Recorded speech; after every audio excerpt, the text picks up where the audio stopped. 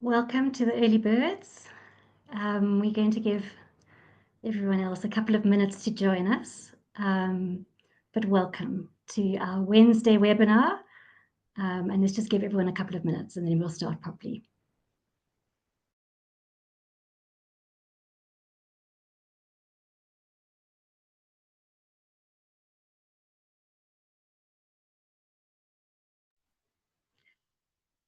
I wondered in the meantime if everyone, I always love hearing who's in the room and where you're from. If you could just say your name and organization, it allows us nosy Parkers some connection. Thank you.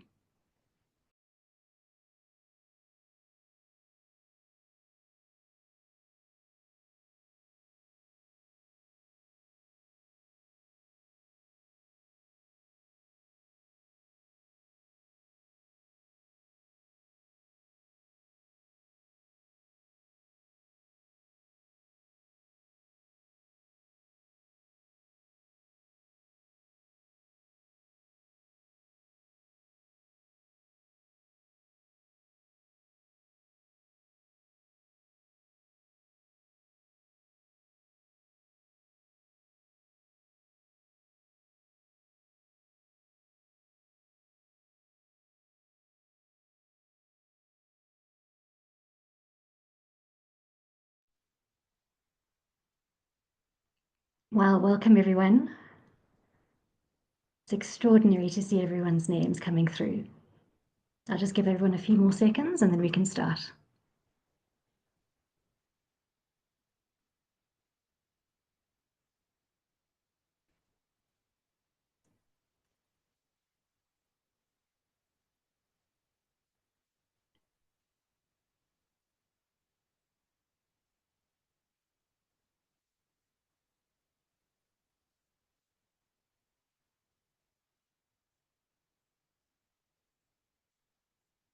Okay, great. I think let's start. We've got a full hour and this precious time. Let's use every minute. So welcome. My name is Elizabeth Girdwood and I have the pleasure of facilitating today's webinar. As you know, there's a whole team behind me and you've been meeting them as we share this facilitator role during the series. We always get a thrill at Data Drive 2030 participating in this webinar series. It brings such a diverse group of people together, all eager to deepen our understanding of the world. And it allows us a chance to engage with colleagues who challenge the frontiers of established learning and those applying new thinking in very difficult contexts. And today we promised an illuminating discussion on integrating systems thinking into MEL, monitoring, evaluation, and learning frameworks for ECD organizations. Dr. Jessica Horler will explore research that challenges the traditional linear approaches and examine both the transformative potential and then the practical challenges of implementing a systems approach.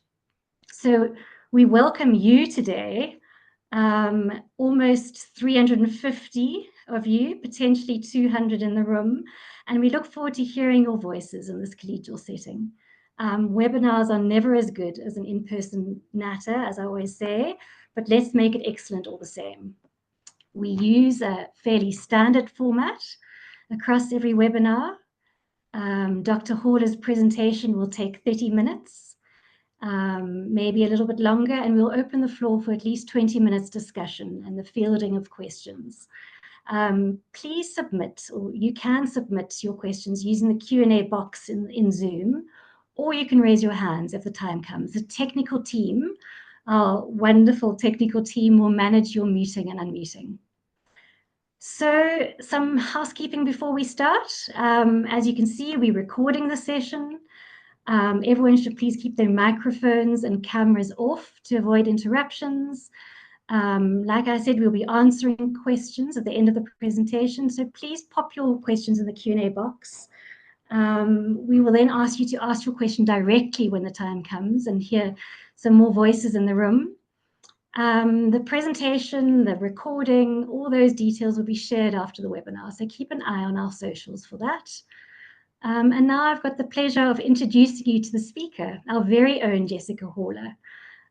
Jessica has been working as a program evaluator in South Africa's non-profit sector for nearly 10 years now, primarily consulting with non-profit organizations and operating in the ECD space.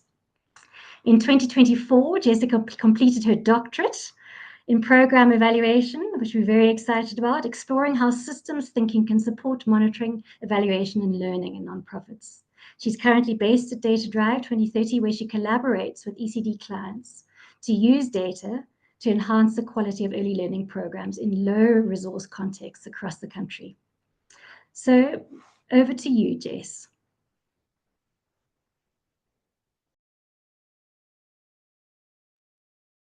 Thanks, Liz. Just checking everything's good with the screen. Great. Thank you, Liz. It's really, really great to be here, and I'm really excited to share my research with you all. But before I do, I just wanted to give some vulnerable caveats to manage some expectations, and then also pose some questions for the audience. I know there'll be a Q&A at the end, but it would be great if I could pose some questions to you that we could also make time to discuss. So firstly, I'm not a systems thinking expert. I obviously read quite broadly on the topic throughout my PhD, but I would say I still have a long way to go, particularly in terms of practical application. This was an academic piece of work, and I think translating it into real life, messy context is a different story. This will also not be a how to use systems thinking in MEL webinar. I'm sorry if that's a reason many of you are joining today. This research is rather highly exploratory, it was qualitative, and it was very much my journey in learning about systems thinking and how it can work in evaluation in MEL. And some stuff worked and some stuff fell apart, and I'm here to tell you about both. And finally, unlike I think a lot of the research that's presented in these webinars, there's no publication yet. This is still very fresh. I only graduated last month. So publications are still coming, and it would be really great, as I said at the end of this, to hear your ideas on what I could do with this research. So as I present my research and my findings, it would be great if you could just hold these 3 questions in mind and think about them as I present. Firstly, how can this research apply to your work practically? I know there are a lot of people in the nonprofit space in the room today, and it would be great to hear what resonates with you. So what, if anything, resonates with you in terms of your own MEL experience? And again, what should my next steps be in terms of making this research really usable, as opposed to just publishing it as academics are meant to do and then kind of forgetting about it? So what was this research about? I essentially developed a systems thinking toolkit for evaluators to use with their NGO clients to develop their monitoring, evaluation, and learning frameworks.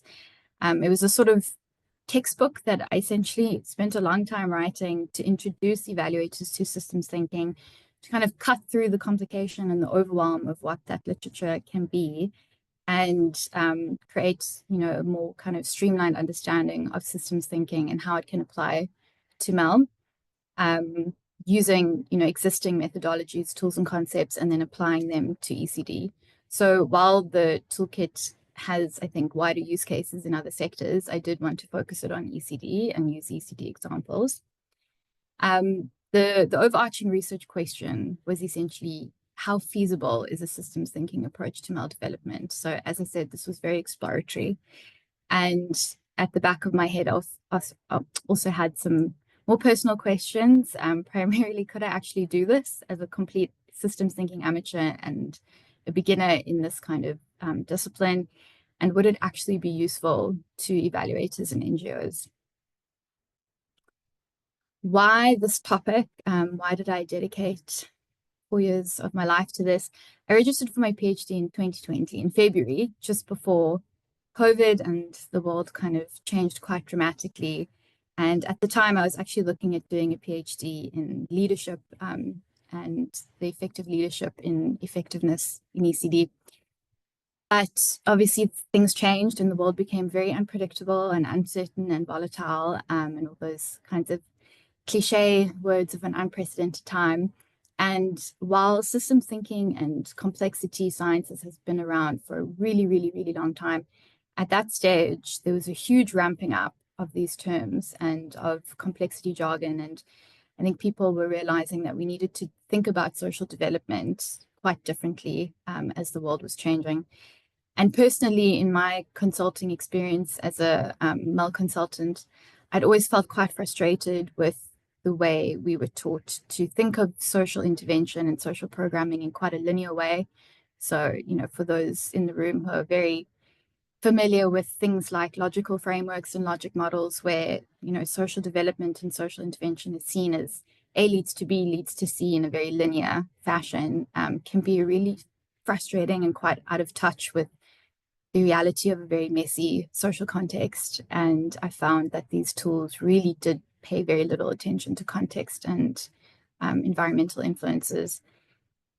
And so in 2021, when I really had to rethink my whole PhD, systems thinking really appealed to me, and as a way to think about social intervention differently. And the thing that really grabbed me was understanding that to optimize potentially programs and social intervention, instead of thinking of parts, instead of reducing programs and organizations to individual parts, rather we should look at the relationships between parts and between systems, whether those systems are organizations or programs. And that felt quite important to me at the time. And also systems thinking really primes us to pay attention to context, which obviously was extremely important as our worldwide context was changing. But the problem at the time is, well, I was totally convinced that systems thinking was going to save the world and save all our problems in MEL. At the time, there's very little easy to access, easy to understand practical guidelines in using systems thinking in MEL. Specifically nothing in ECD that I could find at the time. And there were a number of barriers to using systems thinking in evaluation in the literature, and I won't go through them all, but I will highlight two here. And that's firstly, for any evaluator or honestly any practitioner working in social development, systems thinking is really overwhelming. I mean, I'm sure it's a reason a lot of you are here today is to learn more about something that just feels like maybe you don't have the time to really grapple with. And it's huge. I mean, in this graphic on the right, in the gray box is a list of contemporary systemic approaches that are quite common in the literature, but they've been defined and developed within a context of a hugely different variety of scientific disciplines, from biology to maths to psychology to operations research. So it's a really, really diverse field. And with this many kind of branches of systems thinking, it's hard to know where to start. It's also hard to know where to end, where you've kind of reached saturation point and you feel like you know what's going on. And it's also really hard to know what's relevant for your work. And this is especially challenging for evaluation because it's a really interdisciplinary field. So do I draw on management science? Do I draw on cybernetics or Gestalt psychology? It's really overwhelming to know where to go.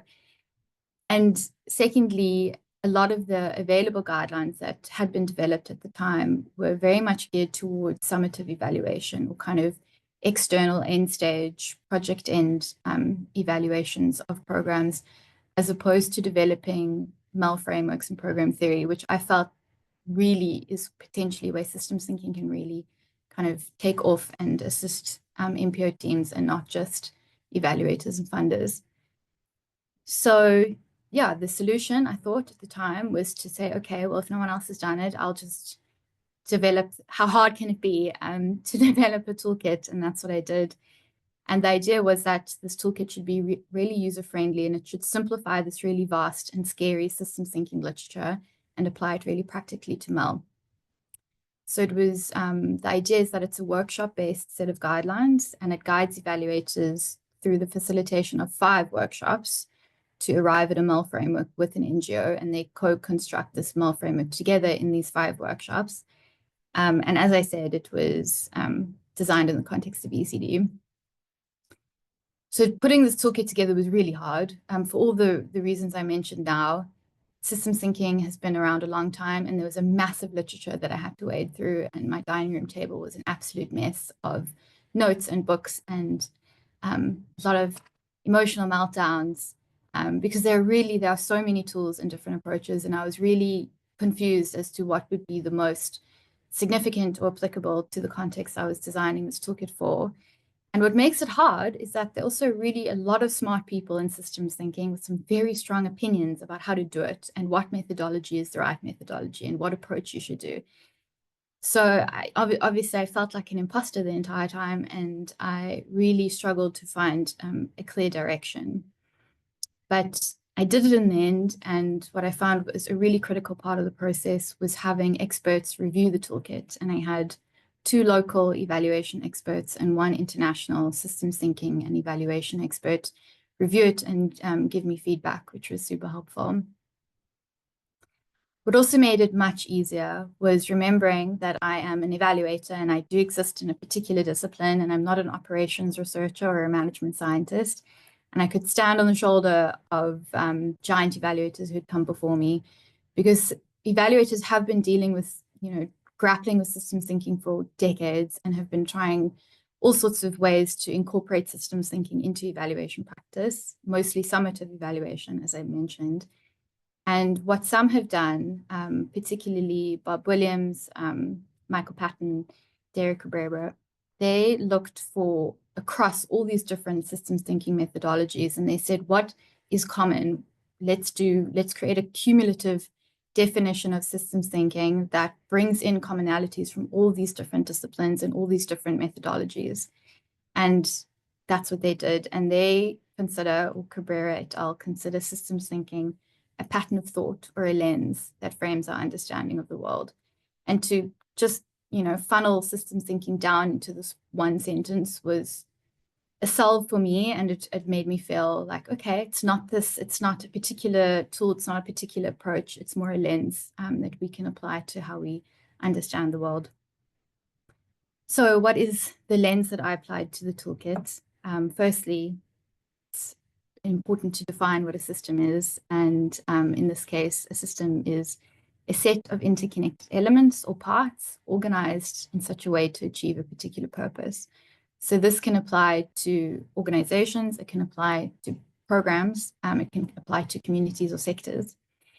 And as I said, what these evaluators have done in various iterations have defined or identified core principles or concepts that really stretch across all the different disciplines of systems thinking, and really have kind of funneled down into a key essence that we can use to guide our practice. So these are the 3 that I really drew on for my work. The first is this concept of systems, obviously, and boundaries. And this is to say that all systems, whether it's organizations or programs or sectors, consist of identifiable parts that are organized into a meaningful whole. And we use boundaries, whether they're physical or metaphorical, to define what is in and what is out of each system. A second really important characteristic of systems thinking and systems in general is that there are meaningful relationships between and among different systems and their constituent parts. And these relationships influence emergent and dynamic system outcomes. And then finally, because we live in a messy social world, people exist and people have opinions and people have perspectives. So different people have different perspectives that inform how the meanings of system parts and wholes are constructed, which is a really important part of constructing social reality. So yeah, this is the lens that I use to really guide my work, and it calmed me down, and I could say, okay, these things are what systems thinking is, and it feels quite intuitive, and you can apply these outside of your work to all sorts of areas in your life. And it felt a lot more intuitive and creative, and gave me a bit more of an open-ended springboard to develop the toolkit. So what is the toolkit?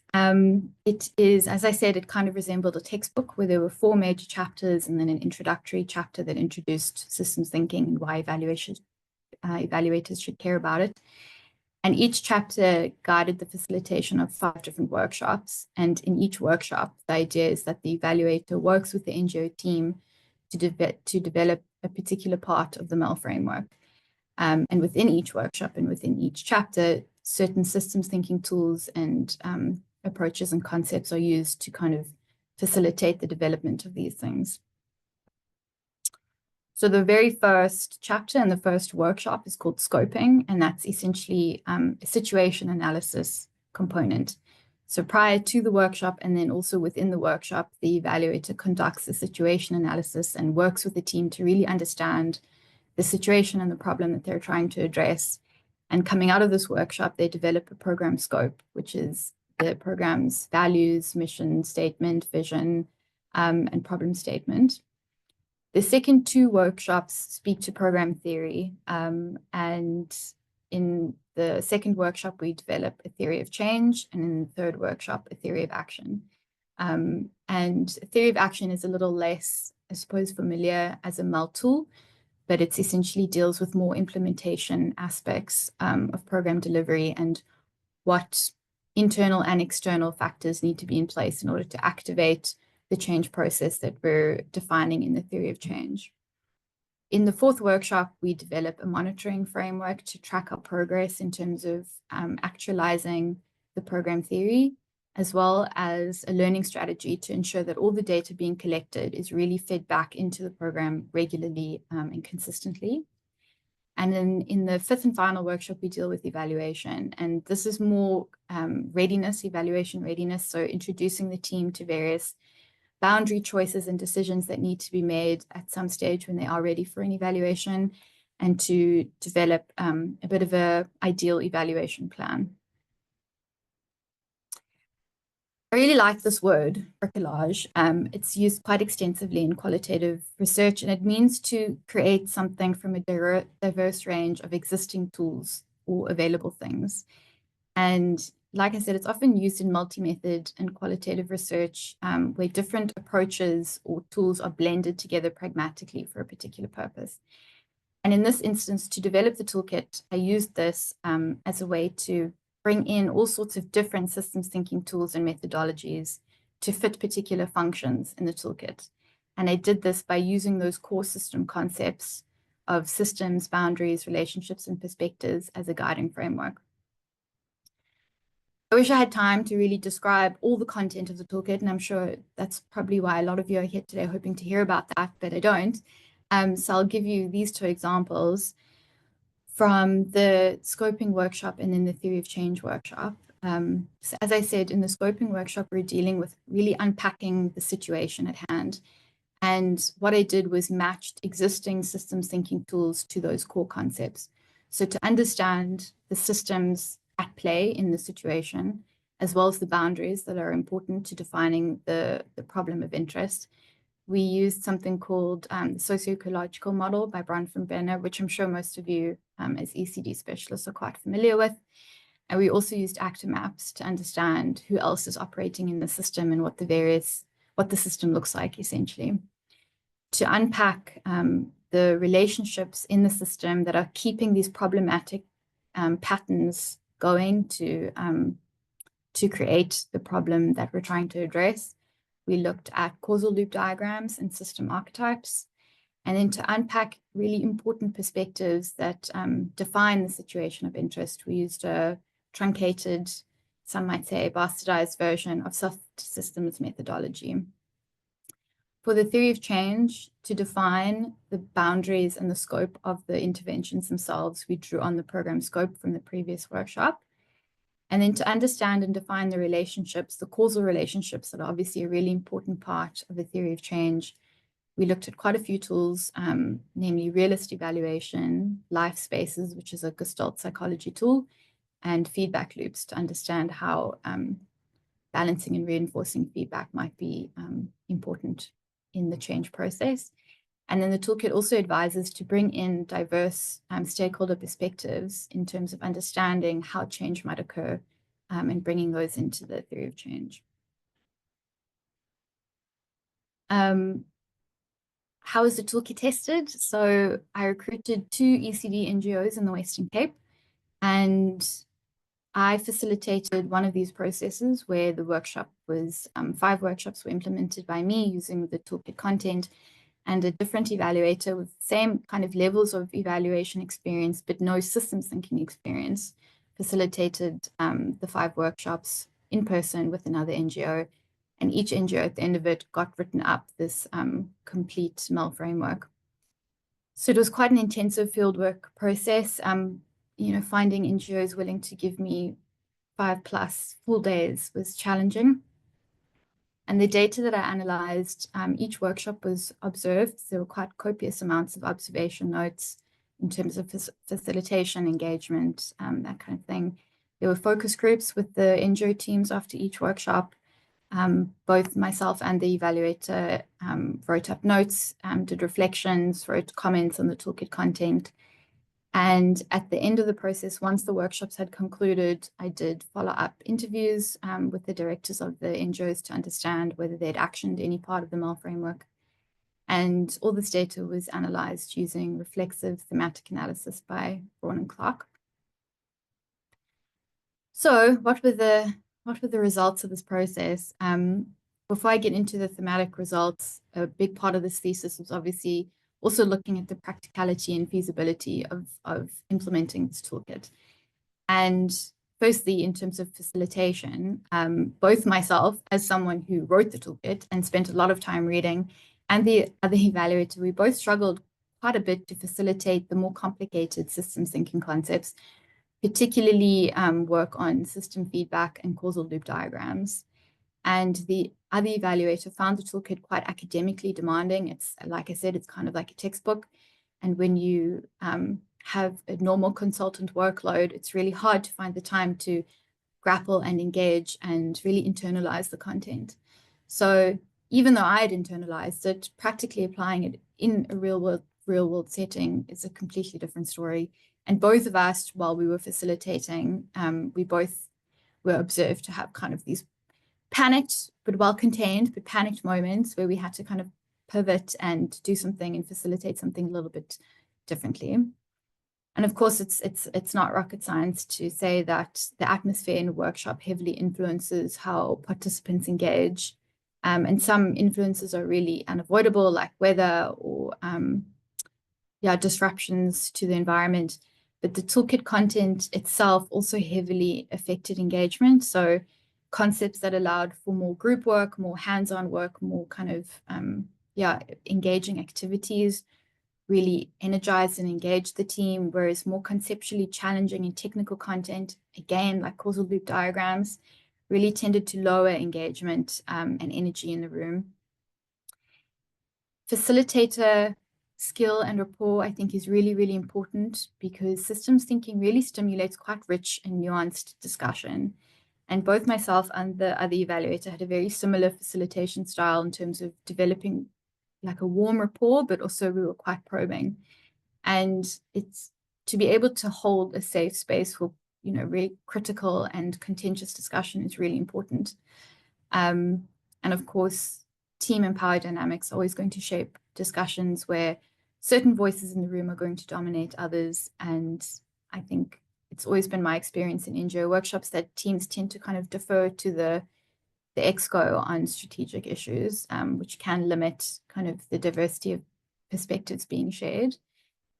And then time is a constant battle. I think, I'm sorry I haven't really been able to get into the content of the toolkit, but it was a lot, and I think it was overly ambitious. And I'll speak more to this as I talk about the thematic findings, but we constantly ran out of time because discussions and debates were really like lengthy and detailed, and they were really important discussions to have. So it was a constant battle trying to understand what are important conversations to have and what can be parked. So to speak now about the thematic analysis findings, I identified in all that qualitative data 3 major themes. The first one I called strategic clarity, and this really speaks to the biggest, I think, benefit and value that came out of this process. And what I also kind of hypothesized or expected before I went into fieldwork was that program theory, so theory of action, theory of change, and also understanding the social context and situation that an organization is intervening in really holds the most weight, I think, when it comes to systems thinking. So the workshops really provided a structured opportunity for NGO teams to come together and engage strategically, which is often, I think, seen as more of a luxury. And in both cases with these organizations, it wasn't something they had done in quite a long time. So it was a really nice opportunity for everyone to come together, and the systems thinking tools were really powerful as a kind of conceptual springboard for discussion and debate. And yeah, this led to, I think, significant clarity based on the data regarding program goals and specifically around intervention design. So really teasing out what the program models are and what they should be. And this also really helped to kind of foster collective ownership over the models, because the whole teams were coming together and really having these really lovely, rich discussions. And what I found, I think, really interesting was it wasn't just about what the model is or should be, but it was also kind of clearly and critically examining the boundaries of what it shouldn't be. And yeah, this critical thinking process, I think, really came out of those first 3 workshops. So these quotes are essentially around that. So in one organization, someone said that it's created clarity, and sometimes it's hard to let go, but it's also made me realize that actually you need to, it's necessary. And in the other organization, someone said, we can't do everything. We want to, we wish we could, we'd want to fix the whole world and wrap it in a bow. And I really love that quote, because I'm sure everyone in this room who works for an NGO can resonate with that. I think there's a lot of pressure on NGOs to fix everything, and to really understand where that boundary lies is quite a powerful realization.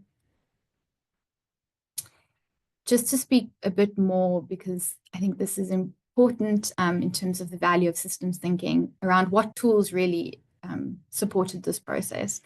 So again, I wish I had time to really explain what each of these are and how to do them, but that could be another webinar maybe. So in those first 3 workshops, these were the tools that came through the strongest in terms of their effectiveness. The first one, like I mentioned earlier, is that socio-ecological model, which really helped the teams understand where their program fits into the larger ECD ecosystem and where other actors are playing. And this was supported by doing an actor mapping process, as well as part of a soft systems methodology. And these 2 really unpack who else is working in similar spaces and how those actors perceive the situation, and how that might differ to how the organization perceives their approach to intervention.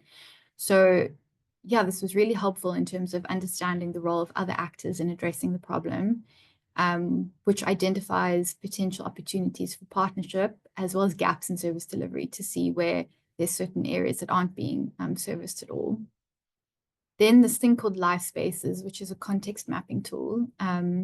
Essentially, it identifies variables in a program's context and in their immediate environment that might either support or get in the way of achieving program goals, whether that's participant change or actual service delivery. So understanding the environmental context and its role in program design and implementation was really important to really, acknowledge the role of context and how that shapes how these programs, the success or effectiveness of these programs. And then finally, boundary critique, which is really being quite conscious and critical about the lines that we draw in terms of who is in and involved in the program, but who is out, but is still affected by the same kinds of social issues. So reflecting critically on the values of inclusivity that we all claim to have, and then also the implications of exclusivity in determining the program population. This was really very powerful discussions within both organizations. The second theme that came out of the data was this kind of tension between the toolkit as a theoretical academic process and product, and its application in a very real and somewhat messy social context. So of course, NGOs work in really complex and fragile environments. They're constantly juggling resource constraints, huge demands for services, policy pressure, donor demands, and surfacing and dealing with contextual complexity can be really overwhelming for NGO teams who are contracted to deliver quality services under these complex and often volatile conditions. This quote really captures this. It came through from one of the organizations who was just, in describing their work, they said it's extremely daunting, it's extremely overwhelming. It almost feels like, I don't think it's going to work. Let's just throw in the towel. Let's just run away, because that's quite often how you get to feel. It's too much. And I think this is a really important point for people who are kind of complexity enthusiasts.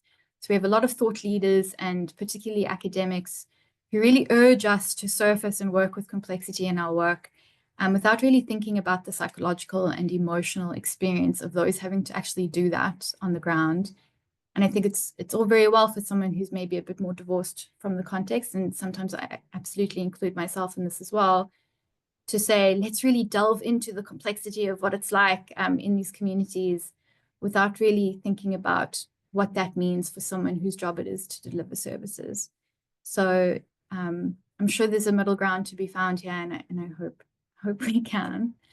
But in this kind of sense of overwhelm that both teams kind of felt during certain parts of the discussion, there were two major sources of complexity that really seemed to overwhelm them in particular. And these two things really led to contentious debate and lengthy discussions that we often didn't have time for, but they were important. So we made time for them, and it often meant that we had to kind of pivot and make less time for something else. So these two things that kept coming up during those first three workshops, and then even later on when we were looking at monitoring frameworks, were ECD policy, of course. This fieldwork took place in 2021, and there was a lot of debate around this whole registration issue of ECD centers versus non-center-based programs. And during boundary critique activities, when we were thinking about who the target population of programs should be, in both organizations, it kept coming up, what about home-based programs? How can we support community-based programs more, for children who are can't afford fees, or for centers who are never actually going to be able to register based on those requirements in 2021. So one person in an organization said, we can register better than we did 10 years ago, but so what? We're not going deep in terms of what's really going to change or shift what we need to shift. And here they were talking about child outcomes in particular. So in both cases, this need to support non-center-based programs really came through quite strongly, but the teams didn't really feel like they had the funding for it, the capacity for it, or the donor support for it. And this leads to that second source of complexity, which is around grant making and funder requirements. And of course, a lot of NGOs fund their organizations through grants, and a lot of the work they do is funder driven based on what these grants are. So as one person said, we've been implementing a very haphazard ECD model that was actually donor-led, because much of their funding came from grants, and that's how they designed their programs. So there was this constant question of, can we deviate from our grants to meet a real need? How much, what's this tension between what a donor wants and what's needed in the community? Finally, the last theme that came up was this sense of organizational disconnect. So another kind of inescapable reality of nonprofit work is how external and contextual complexities seep into NPO's structure and culture. So in the fieldwork, both organizations had these organizational characteristics shaped by their context, but constrained their ability to really be MEL ready. And I define MEL readiness here as the extent to which organizations they have the resources and the capacity to design, implement, and maintain MEL systems, as well as the institutional support to do so. So there were three kind of major barriers to MEL readiness that came through in the data. And the first was this idea of, NGOs operate with a massive operational burden. Time for strategic work is really limited, and it's seen as a luxury that's overshadowed by operational responsibilities and pressures. So as I said, this was the first time teams were really coming together in a long time to reflect on their program models. And there's just this perceived lack of time to do it, and this perceived lack of time and energy to build and institutionalize learning structures within the organizations. And operating in silos is quite common, obviously, in NGOs as a way to be more efficient. But this, coupled with the lack of time, really leads to strategic misalignment in teams. Secondly, both organizations, and I think in my experience, this goes for a lot of NGOs, is that MEL is very much motivated as a form of funder accountability. So there isn't necessarily this really internal drive to use MEL for learning. And this can be, exacerbated when the MEL system is looking really disjointed and fragmented, because organizations have to account differently to all sorts of different funders with all sorts of different funding requirements. And that's what one person said here. They said they suffer from the fact that their M&E sections are fragmented because that's what the donors wanted. But now you're sitting at something that's not quite coming together properly. And I'm sure a lot of you can probably resonate with the fact that MEL feels like a complete chaotic mess sometimes because it's been fragmented into so many different pieces. And then finally, of course, in NGOs, there's often low institutional capacity for MEL and for learning systems. So this is typically seen in not much personnel available to carry out MEL tasks, not a lot of resources and budget, and also not necessarily a lot of organizational buy-in, where MEL is kind of seen as this annoying administrative burden rather than something that can really benefit teams in the long term. And both teams in the fieldwork felt quite overwhelmed at the idea of implementing a comprehensive MEL system, which systems thinking kind of necessitates and facilitates. So, a systems-based program theory is quite comprehensive. And if you're wanting to monitor that, you need quite a comprehensive monitoring system as well. So what? I'm running out of time here, I see. So I'll be quick about this part. For evaluators, essentially a lot of time is needed to absorb systems thinking content, and particularly opportunities are needed to develop procedural knowledge to really practically learn how to apply systems thinking content to NGO contexts. And the research indicates that those systems thinking concepts are a really useful entry point into applying systems thinking. And both of us really felt quite intuitively aligned to certain tools. So the socio-ecological model, boundary critique, actor mapping, partner analysis, these are all really useful tools that were quite easy to facilitate and something that we could take forward quite easily in our practice.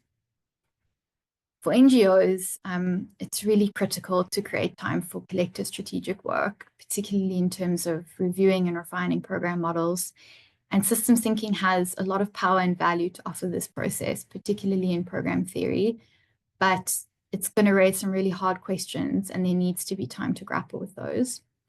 And then obviously an NGO has to be MEL ready to really action their MEL framework. And this means leadership that's really bought in and can channel resources and funding where it needs to go, personnel, training, and integrating MEL into program implementation so it doesn't feel like the separate standalone task. And for funders, it's my belief, based on this research and other reading, that results-based management really clashes with a systems thinking approach to social intervention and programming.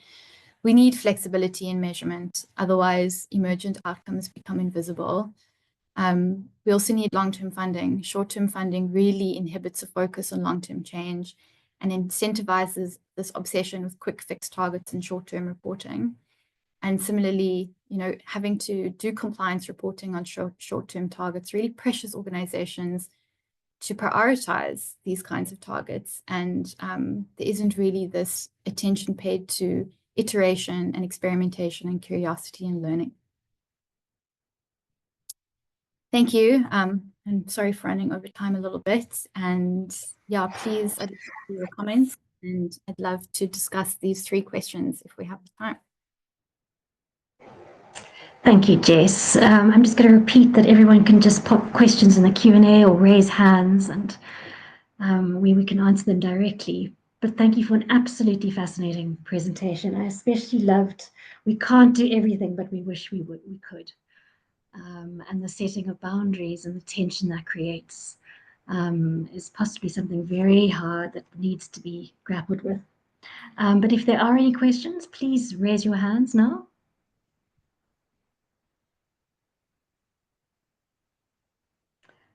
Well, then I've got a question for you. Um, Jess, I mean, I understand what you're saying in terms of like funders and donors evolving their requirements to kind of like better accommodate like systems orientated approaches to MEL. But like, how do you cope with and battle with the need to not sacrifice their need for accountability and demonstrated impact as well? What do you have anything to share then? Um, I think accountability and impact measurement are key. I would never suggest we get rid of those things. I think it's more about, and I'd also actually love to hear other people's suggestions. I don't necessarily have the answers to this, but I think there are different ways to frame accountability or different sources of evidence that we can use to hold NGOs accountable that's a bit more responsive or based on more emergent evidence, more qualitative evidence. There's also something, and I don't love this term because it implies a weird hierarchy, but there's something called downward accountability where NGOs are encouraged to be accountable to their communities rather than upward accountability to the funders. Again, problematic positioning of stakeholders, but that's the idea, is that if our communities feel that NGOs are doing a good job, is that not enough? And there's also really innovative, I think, approaches currently being developed. And one that I think is amazing is called human learning systems. And this is something that's been developed in the UK as a way to really institutionalize learning and to prioritize learning in NGOs as almost as an effectiveness outcome. So instead of forcing them to report on quantitative targets or impact targets, to really report on what they've learned, how they've done things differently, what the effects of that learning has been. So I'd really encourage people to look up human learning systems. Thanks, Jess. We've got a hand from Kayang. I don't know if I pronounced it correctly. Kayang? You have, yes, it's Kayang. Thank you so much. May I go Please ahead? ask your question. Please do.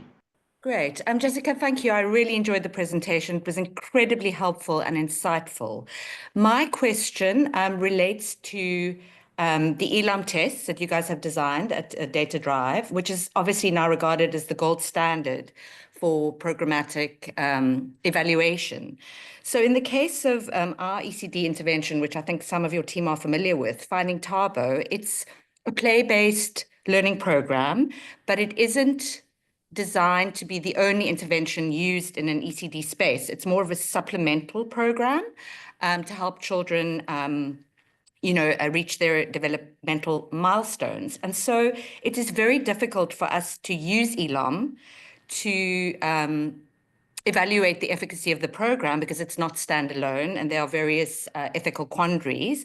And also it's a grade RR program than a grade R program. So my question to you is, what are our other options? What are the other frameworks we can use?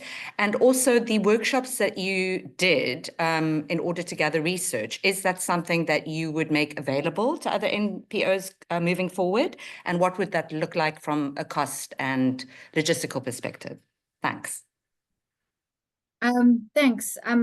To answer your second question first, there is definitely a motivation, and if there is interest, and this is a question I wanted to pose to everyone, if there's interest in this kind of work, then I'm happy to at some stage make that available. As I said, I've just taken a break from the thesis, and I haven't really had the energy to go back to it, but I really want to, and I do want to make it practically useful.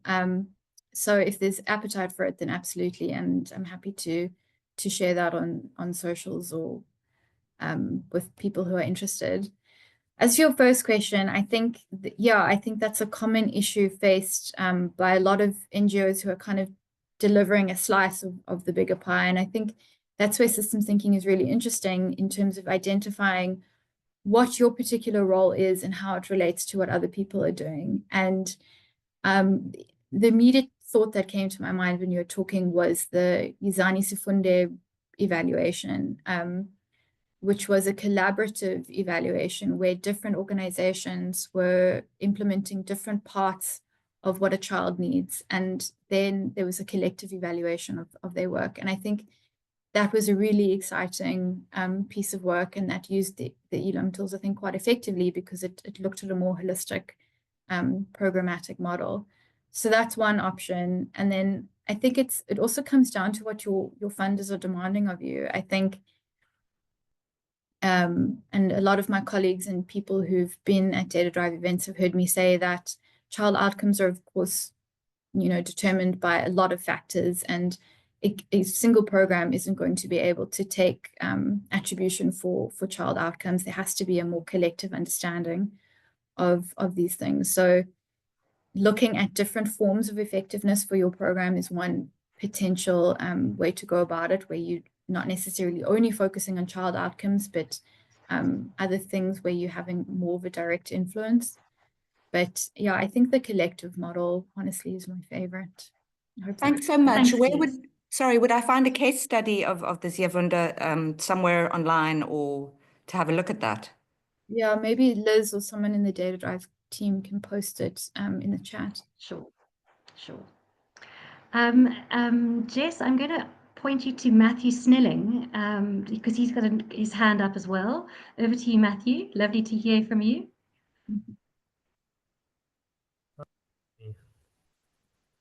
We can't hear from you. Can you hear me? Yeah. Yes. Okay, good. It's working. Sorry, I'm logging in through the web, so it's always buggy. First of all, very lovely to hear about your research. I really enjoyed it. I think that you can always tell when a piece of work is really useful when it makes you immediately start thinking about things, especially things that are happening in your own working life. And one of the things that's popped to mind is in the UK, one of the things I've noticed that is a problem is there's a real issue with evaluators using practitioner tools, and that really affecting the quality of evaluation work. And this is and it's totally the opposite problem to what I've seen in South Africa. There's a problem with really robust evaluation tools finding their way very readily into kind of practitioner spaces. And I recently was part of a workshop where I was exposed to something called persona mapping. And Jess will know that the moment I'm exposed to a new concept, I try to attack it. And this one survived my initial trepidation, and it brought an interesting question to me. Should we be having should evaluators have a very particular set of tools that are conceptually for them to work with in the back end, in their desk-based work or in the work that they take away and do? And should there be a different formulation of things that we expose paraprofessionals and program people to? And I'm increasingly starting, and again, I'm really early stages thinking about this, and I think you've really solidly smashed into this wall. But I think it's a really interesting thing to think about, because I think this would be an incredibly useful tool specifically for evaluators, but how to translate it is obviously the problem that you've immediately bumped into. And how do you make it something that people, into an activity that people enjoy, find intuitive, can understand, without burdening them with too much cognitive load? So Yeah. service utilization frameworks and what did I call the other thing? I've lost my notes. Persona mapping, yeah. Persona mapping. Those were like a pairing that appeared in my mind. Even though they do slightly different things, an evaluator can run through the persona mapping activity and come out with everything they need to do the service utilization framework. So Yeah. I'll right now. Yeah, I think there's so many tools. I really like persona mapping as well. And I think what was really important for me, and I couldn't really get into this in the toolkit, was there are some tools that are more primed, I think, for evaluators to use conceptually beforehand for themselves to understand a program better or a situation better. But there's also a lot of, I think, value in working that out together in the room with an NGO and getting their input into these processes. So I think there's definitely value in both. But I do think it is down to the evaluator to make concepts digestible and understandable, not because an NGO would struggle to understand it, but because there's such limited time in a workshop and you don't want to waste time. You want to be as efficient as possible. Thanks, Jess. Katie Houston's asked a really interesting question about when an organisation was MEL ready, but I know that you, Jessica, have got Jessica Ronison has your hand up first. So Jessica, I'm going to ask you to be very brief. We've got 5 minutes left, and then I'd love to go on to Katie's question quickly. Thank you. Lovely. I had started putting my comment in the chat just in case you didn't get there, but it's so lovely to hear your unpacking, Jess, of Dr. Jess, of your thesis. And I think from the Do More Foundation side, we've really benefited from shifting our perspective from a very linear, programmatic MEL framework to more of a systems framework. And you were part of that journey with us, I guess, to share that the devil is in the detail. So while it's so amazing, and it's been so amazing to go from a very conceptual framework and take a journey of about a year and a half of bringing that framework to life.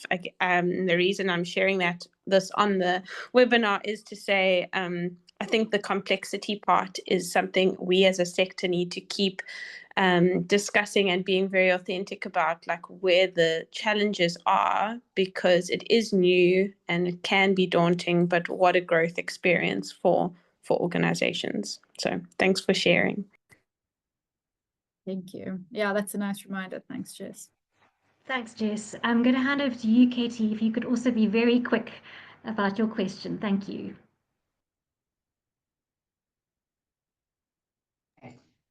Here we go. Yeah, Jess, thank you. So it was a brilliant presentation. I guess it's like if so much of that resonates, if an organization has kind of agreed with a lot of what you've said, and we really do want to move from this sort of like linear program evaluation or this very like framework driven, did we do X or Y, into a much more emergent and curious learning orientated approach to evaluation. I'm just curious what kind of recommendations, where would you start? And I think some of this is, you've mentioned some of the tools that surfaced from your work, but I think, yeah, like what kind of recommendations would you have in terms of what might be the most useful starting points on that journey? I think, again, this speaks to how much power I think you have in terms of rethinking and reviewing your program models in terms of funding and capacity. But honestly, I think theory of change, program theory, is always a really, really powerful place to start. And while most organizations would have done this at some stage, it's often done quite quickly or not very collaboratively. And I think, yeah, what really stood out for me now were how powerful those strategic discussions were as a starting point. So I would definitely start there with kind of putting time aside for the whole team to come together and strategically align and ask some maybe difficult questions about the program models. And I think obviously capacity is always an issue, but I think a really quick fix and a really like cheap way to institutionalize learning and capacity building in organizations, and everyone's going to hate me saying this, but it's more meetings, getting together more regularly to have shorter but more regular discussions on strategic issues, implementation issues, service delivery issues can be really powerful, and you're forced to confront issues that you need to now grapple with and bring into your program designs more regularly. So yeah, it's a potential kind of, yeah, cheap and dirty way to do it. Thanks, Jess. We're not going to get on to any more questions, but I just wanted to end with Marie-Louise Samuels. Your comment was so pertinent. She says here, M&E is seen as a compliance issue and not focusing on research or learning. It might be considered as a luxury to look at research and learning, and it's very difficult in an environment where there's limited capacity. So thank you for that. Thank you for the wisdom you're bringing through the research. I just wanted to close out now. We've got a minute left. Look out for our next webinar, actually in early June. So it's coming up, exploring the impact of a story-based teacher training program on language and early literacy in 4- and 5-year-olds.